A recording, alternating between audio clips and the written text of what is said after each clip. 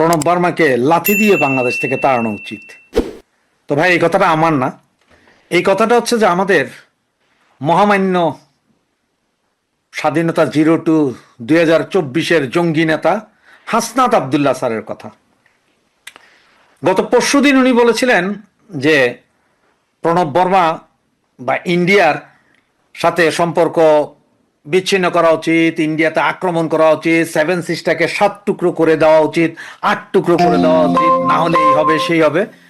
এগুলো নিয়ে যখন গরম গরম চলছিল তখন সম্ভবত গত পরশুদিন প্রণব বর্মাকে বাংলাদেশের পররাষ্ট্র দপ্তর ডেকেছিলেন এবং ডেকে ওনাকে কথাবার্তা বলেছেন।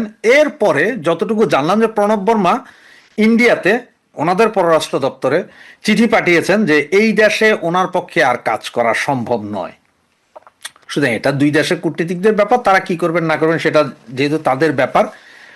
আবার গতকালকে ছিল বন্ধের দিন, এই দিনে বাংলাদেশের অ্যাম্বাসেডরকে ইন্ডিয়ার পররাষ্ট্র দপ্তর ডেকে নিয়ে গিয়ে কি কি বলেছেন সেইটা নিয়ে আজকে আমাদের মহামান্য হাসনাত স্যার উনি বললেন যে প্রণব বর্মাকে লাথি মেরে বাংলাদেশ থেকে বের করে দেওয়া উচিত। তার কারণ কি ভাই? একজন কূটনীতিক, সে একটা দেশের অন্য একটা দেশের কূটনীতিক, তাকে এইভাবে শিষ্টাচার বহির্ভূতভাবে লাথি মেরে বের করে দাও, গুলি করে দাও। আবার আরেকজন যে দাঁতলা একটা পোলা আছে না, কি জানি নাম, ওই যে উমা ফাতেমার ভাই মনে হয়, এটা দুটোটাই দাঁতলা একই রকম। তো ওইটা আবার কইছে যে আগামীতে লং মার্চ যেটা হবে সেটা তো ওরা খন্তা কোদাল নিয়ে আসবে, ইন্ডিয়ান এম্বাসির একটা একটা ইট খুলে নিয়ে যাবে। তো অবস্থা দৃষ্টিতে যা মনে হয় যে ইরানে আমেরিকান এম্বাসি যেভাবে জ্বালাই দিছিল আমরা সেই দিকেই যাচ্ছে, এবং এটা পুরোটাই ইন্ধন দিচ্ছে সরকার। কারণ এই সব কথাবার্তা যারা বলতেছে তাদেরকে কি সরকার কি এখনো বাধা দিয়েছে বা কোনো কিছু বলেছে যে এইরকম শিষ্টাচার বহির্ভূত কথা বলা উচিত না বা আপনারা এভাবে বলবেন না, এটা সরকার বুঝবে? এগুলো তো কিছু বলে না। তাহলে কি প্রচ্ছন্নভাবে সরকারই করছে? গতকালকের ভিডিওতে আপনাদের বলেছিলাম আমি যে ইন্ডিয়ান এম্বাসি বন্ধ হয়ে যাবে। তো অনেকে বলেছিলেন ভাই কবে বন্ধ হবে, কেমনে বন্ধ হবে? ভাই কবে বন্ধ হবে, কেমনে বন্ধ হবে সেইটা তো আর আমার হাতের উপর না, যে আর এটা বলাও যায় না যে কোন একটা দেশের এম্বাসি আজকেই বন্ধ হয়ে যাবে, কালকেই বন্ধ হয়ে যাবে যদি যুদ্ধ না লাগে। তবে সেটার একটা সিমটম তো সম্ভবত আজকে দেখতে পেয়েছেন যে লং মার্চের অজুহাতেই হোক বা নিরাপত্তার ব্যাপারই হোক, যে কোনোভাবে আজকের দিনের যাদের অ্যাপয়েন্টমেন্ট ছিল সব ক্যান্সেল করে দিয়েছে। মানে ভিসা প্রত্যাশী, ভিসা প্রাপ্তরা সব আজকে টোটাল ওদের অফিসগুলো বন্ধ, এবং ওরা বলছে পরবর্তী নির্দেশ না দেওয়া পর্যন্ত এই কার্যক্রম বন্ধ। কালকেও খুলতে পারে, পরশুও খুলতে পারে, বা 15 দিন পরেও খুলতে পারে। সেই অবস্থায় আজকে লং মার্চে যেভাবে ওই যে বাচ্চা বাচ্চা পোলাপাইন দেখছেন তো, হ্যাঁ, এটা 10-12 বছরের সব টুপি পরা মাদ্রাসার পোলাপাইন যেভাবে ব্যারিকেড ভেঙে লাফালাফি করছে, 6 স্তরের মধ্যে 5.5 স্তর ভাঙছে, হাফ স্তর ভাঙতে দেয়নি। মানে সরকারও চাচ্ছে যে তোমরা আসো আসো আসো, এই জায়গায় আমরা ব্লক করবো, এরপর তোমরা একটা মিটিং টিটিং করে আপাতত চলে যাবে। এইভাবে কইরা তোমরা শুক্রবার হবে মেইন হিটিং পিরিয়ড, সেদিনের ভিতরে কিছু একটা ঘটবে। এদিকে আজকে যতটুকু ইনফরমেশন পেলাম যে ইন্ডিয়ান এম্বাসিতে চাকরি করে যারা, তাদের পরিবার যারা বাংলাদেশে আছে, বা বিভিন্ন আপনার ফ্যাক্টরিতে যে ইঞ্জিনিয়ার যারা ভিসা নিয়ে বাংলাদেশে কার্যক্রম করছে বা চাকরি করছে, এদের সকলের পরিবার কে কোথায় থাকে, কি করে না করে, সমস্ত লিস্ট নাকি হাসনাত আবদুল্লাহদের কাছে আছে। তার মানে হচ্ছে যে হিটিংয়ে আস্তে আস্তে তারা হিট হবে, তারা এটা বলা হচ্ছে, কিন্তু জানি না কি হবে। তবে সব সম্ভবের দেশ বাংলাদেশ, যে কোনো মুহূর্তে যে কোনো কিছু ঘটতে পারে। তো আমার এই ভিডিওটা আমার ভারতীয় যেসব ভাই বোন দেখেন তাদের কাছে আমি বলবো যে এই যে আমার দেশের মানুষ এখন যেভাবে আপনারা দেখছেন যে যেভাবে আপনাদের ঘৃণা করছে, আপনাদের এম্বাসি খুলে ফেলার কথা বলছে, লাথি মারার কথা বলছে, আপনার সরকারের কাছে দাবি জানানো উচিত যে আমাদের দেশে আপনাদের এম্বাসিটা আল্লাহর হস্তে বন্ধ করে দেন, কিছুদিন বন্ধ করে দেন। চাউল ডাল আমাদের কাছে বেচেন না, কি দরকার আছে এই 46 টাকা ধরে 50,000 মেট্রিক টন চাউল বেচার?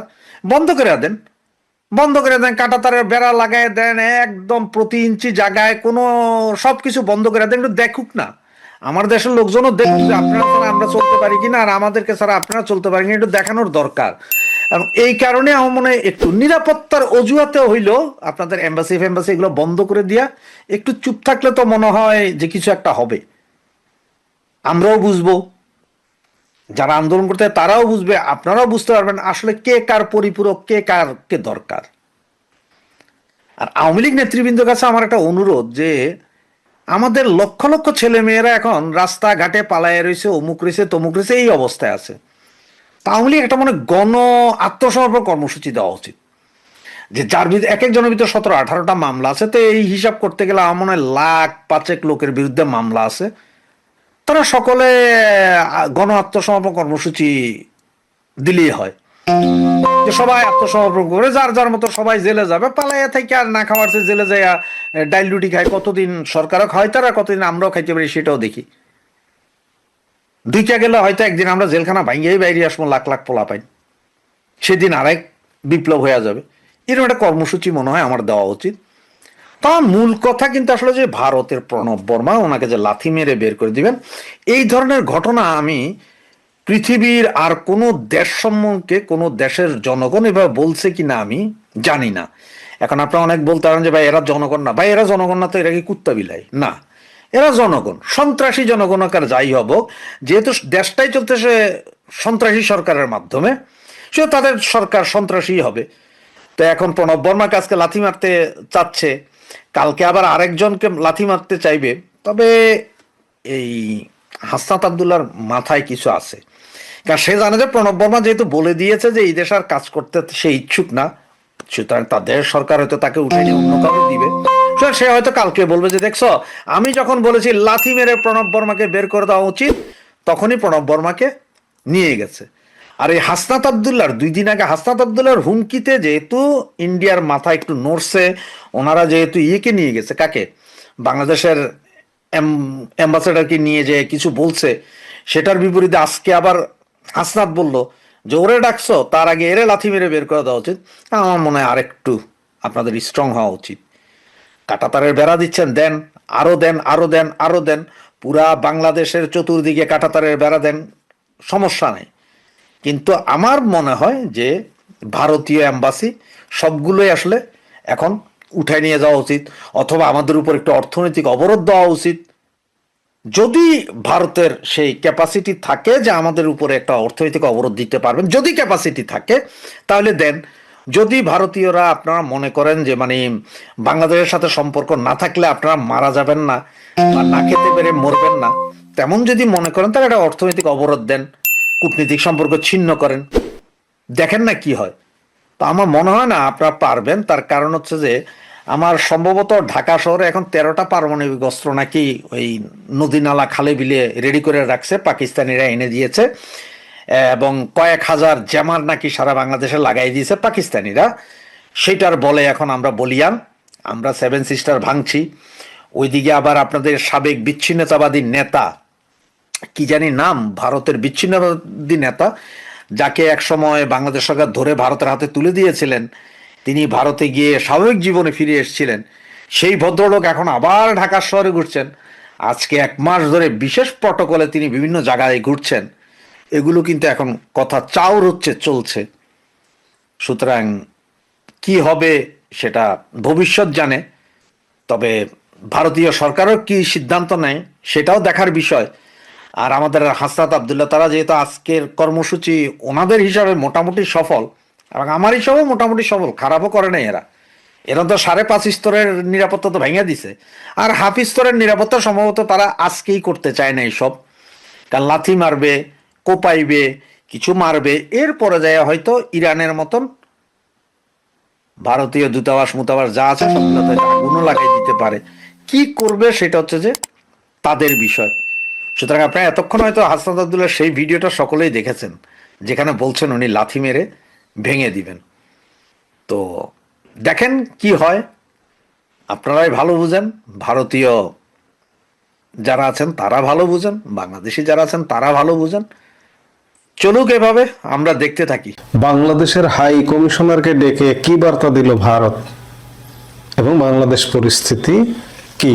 আপনারা ইতিমধ্যেই জানেন যে নয়াদিল্লিতে বাংলাদেশের হাই কমিশনার রিয়াজ হামিদুল্লাহকে ভারতের পররাষ্ট্র মন্ত্রণালয়ে তলব করা হয়েছিল আজকে।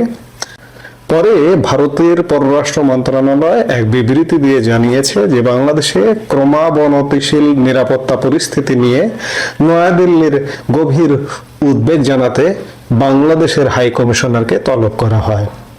আজ বুধবার স্থানীয় সময় দুপুর 12টার দিকে রিয়াজ হামিদুল্লাহকে ভারতীয় পররাষ্ট্র মন্ত্রণালয়ে তলব করা হয়। তাকে তলব করেন ভারতের পররাষ্ট্র মন্ত্রণালয়ের যুগ্ম সচিব বি শ্যাম। বাংলাদেশ ও ভারতের কূটনৈতিক সূত্রগুলো এই তথ্য নিশ্চিত করেছে। এর আগে গত রোববার ঢাকায় ভারতীয় হাই কমিশনার প্রণয় ভার্মাকে বাংলাদেশের পররাষ্ট্র মন্ত্রণালয়ে তলব করা হয়েছিল। 3 দিনের মাথায় নয়াদিল্লিতে বাংলাদেশের হাই কমিশনারকে তলব করা হলো। আজ দুপুরে ভারতের পররাষ্ট্র মন্ত্রণালয় এক বিজ্ঞপ্তিতে বলেছে যে বাংলাদেশে ক্রমাবনতিশীল নিরাপত্তা পরিস্থিতি নিয়ে নয়াদিল্লি গভীর উদ্বেগ জানাতে ভারতীয় পররাষ্ট্র মন্ত্রণালয় বাংলাদেশের হাই কমিশনার রিয়াজ হামিদুল্লাহকে তলব করে। এ সময় তার মনোযোগ বিশেষভাবে আকর্ষণ করা হয় কিছু চরমপন্থী গোষ্ঠীর কর্মকাণ্ডের দিকে, যারা ঢাকায় অবস্থিত ভারতীয় হাই কমিশন ঘিরে নিরাপত্তা পরিস্থিতি বিঘ্ন সৃষ্টির পরিকল্পনার কথা ঘোষণা করেছে। বিজ্ঞপ্তিতে আরো বলা হয়, বাংলাদেশে সাম্প্রতিক কয়েকটি ঘটনাকে কেন্দ্র করে চরমপন্থী মহল যে ভুয়া বয়ান তৈরির চেষ্টা করছে, ভারত তা সম্পূর্ণভাবে প্রত্যাখ্যান করছে। দুঃখজনকভাবে বাংলাদেশের অন্তর্বর্তী সরকার এসব ঘটনার বিষয়ে এখনো পূর্ণাঙ্গ তদন্ত করেনি কিংবা ভারতের সঙ্গে অর্থবহ কোনো তথ্য প্রমাণ বিনিময় করেনি। ভারতীয় পররাষ্ট্র মন্ত্রণালয় বলেছে, বাংলাদেশের জনগণের সঙ্গে ভারতের ঘনিষ্ঠ ও বন্ধুত্বপূর্ণ সম্পর্ক রয়েছে।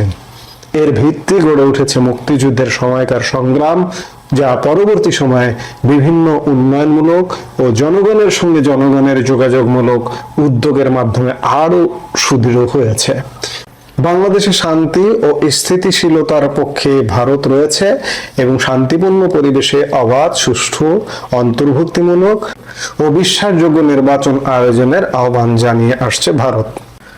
ভারতের পররাষ্ট্র মন্ত্রণালয়ের বিজ্ঞপ্তিতে আরো বলা হয়, কূটনৈতিক বাধ্যবাধকতার আলোকে বাংলাদেশে অবস্থিত বিভিন্ন ভারতীয় মিশন ও পোস্টের নিরাপত্তা নিশ্চিত করবে, এমনটাই অন্তর্বর্তী সরকারের কাছে নয়াদিল্লির প্রত্যাশা। বাংলাদেশের হাই কমিশনারকে ডেকে ভারত যথাযথ প্রতিবাদ জানিয়েছে। এই যে নানা রকম বয়ান, ভারত বিদ্বেষী কথাবার্তা ইত্যাদি, এবং নিরাপত্তা সবচেয়ে বড় কথা, বাংলাদেশ এখন জঙ্গি কবলিত এবং এই জঙ্গিরাই এই যে জুলাই ঐক্য নামে একটি ব্যানার, এবং ব্যানারে আজকে লং মার্চের ডাক দিয়েছিল। মাঝপথেই সেই লং মার্চটা ভারতীয় থ্রেটে, ভারতীয় হুমকিতে মাঝপথে খুব স্বল্প সময়ের মধ্যেই রাস্তা ক্লিয়ার করে দিয়েছে। ভারত এটি জানিয়ে দিয়েছে যে ভারত যদি নড়াচড়া দেয় তাহলে কিন্তু খবর আছে। জেনেভা কনভেনশন অনুযায়ী বাংলাদেশ ভারতের হাই কমিশনকে নিরাপত্তা দিতে বাধ্য। ভারতের হাই কমিশনের যে মাটি, যে ল্যান্ড এরিয়াটা, যে অফিস স্পেসটা, যে কমপ্লেক্সটা, সেটা কিন্তু শুধু ভারত না, যে কোনো দেশের যে কমপ্লেক্সটা থাকে, মার্কিন দূতাবাস বলুন বা ইন্ডিয়ান হাই কমিশন বলুন, এই দূতাবাস ভূমিটাও কিন্তু সেই দেশের মর্যাদা ভোগ করে এবং ওই দেশের নিরাপত্তা দেওয়ার দায়িত্ব যে দেশে যে দূতাবাস, সেই দেশের। জেনেভা কনভেনশন অনুযায়ী এই রিয়াজ হামিদুল্লাহকে ডেকে ভারত আরেকবার স্মরণ করিয়ে দিয়েছে যে আমাদের নিরাপত্তা দেওয়ার দায়িত্ব তোমাদের। তোমরা যদি আমাদের নিরাপত্তা দিতে ব্যর্থ হও তাহলে কিন্তু এর পরিণাম ভালো হবে না, সোজা কথা।